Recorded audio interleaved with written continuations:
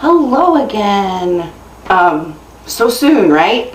So anyway, I said in my last vid that I'd probably be doing a Dutch braid next. So that's what we're going to do today. As you can see, my hair is in its natural state. Not really wavy, not really straight, just kind of. What this means is that there was no blow drying involved. This is just how it dries. Actually, it's still a little bit damp, but what can you do?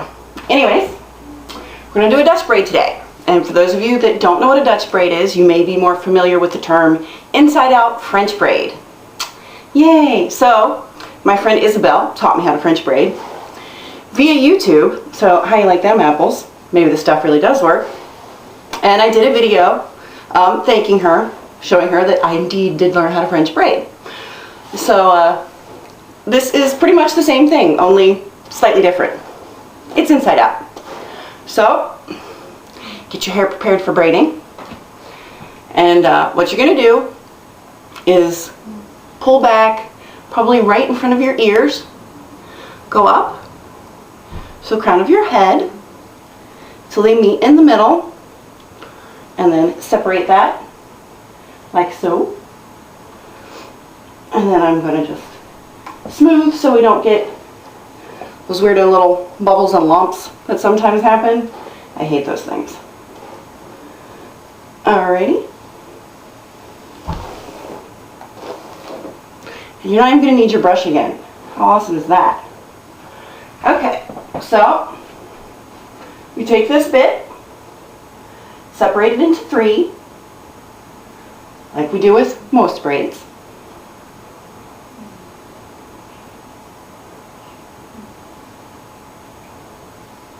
Okie dokie.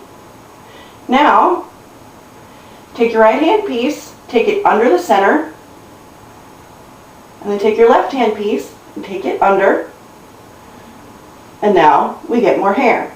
So, this might help.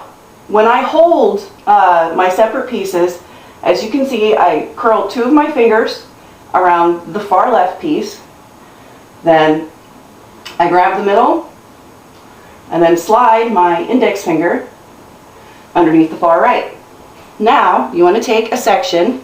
I tend to do very large sections because my hair is heavy, my arms are apparently very weak, even though I'm a drummer, and my arms get tired doing French braids, so mine tend to be kind of thick and big instead of real small and intricate.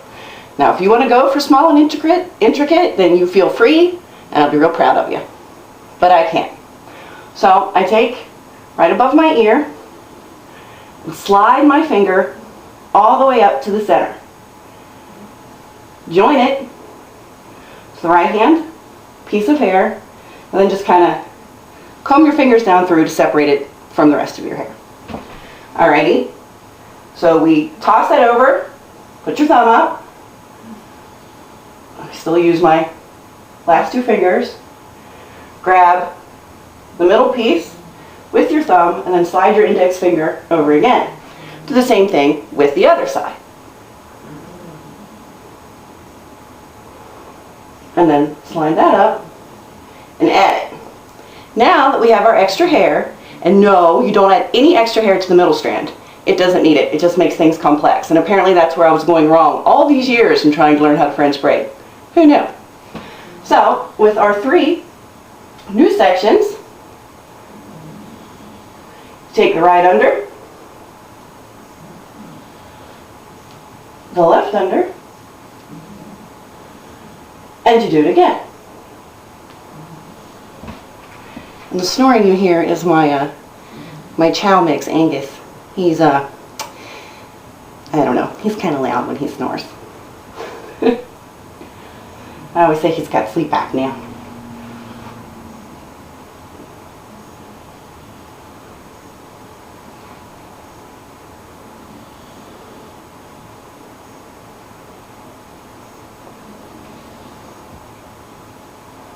And again, now that we have added pieces, right under, left under, and it's time to add more hair. Alrighty, we are gonna speed this up just a little bit so it won't take up so much time.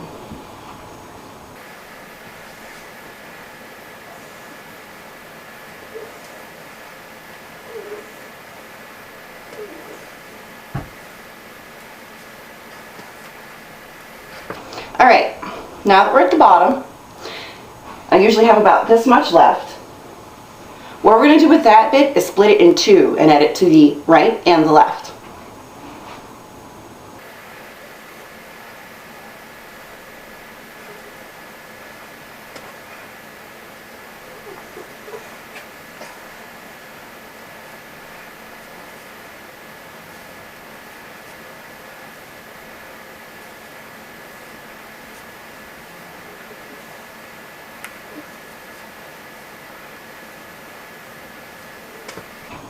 And then, as always with me, I just find it easier to braid over my shoulder than trying to contort myself into all kinds of weird shapes behind the back of my head.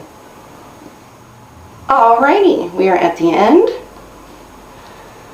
As always, make sure you have an elastic tie with no metal. Metal's evil.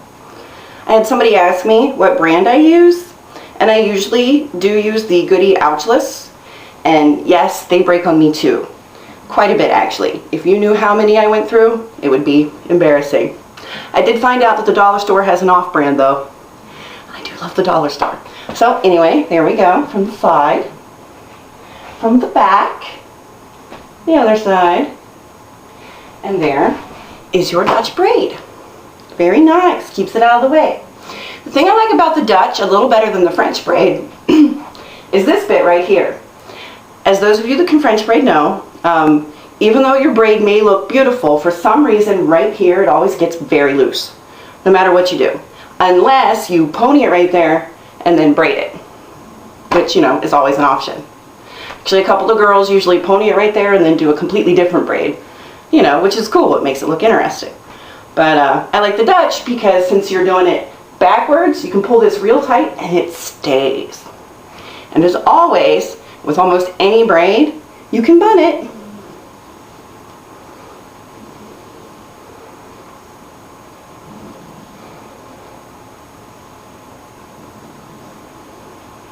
Let me get some hair sticks.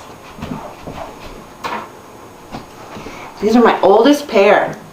My grandmother found these.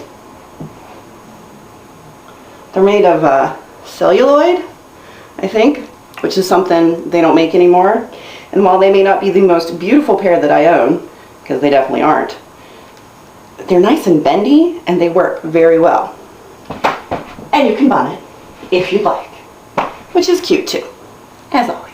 Alrighty, I hope you enjoyed that. I hope you try it. It does take a little bit of practice, but once you get it going, it's really easy. And this is one I can do while I watch television. As you can see, I didn't have to look in a mirror to see what I was doing. Those hairstyles are always the best. Okay, until next time, have a good one.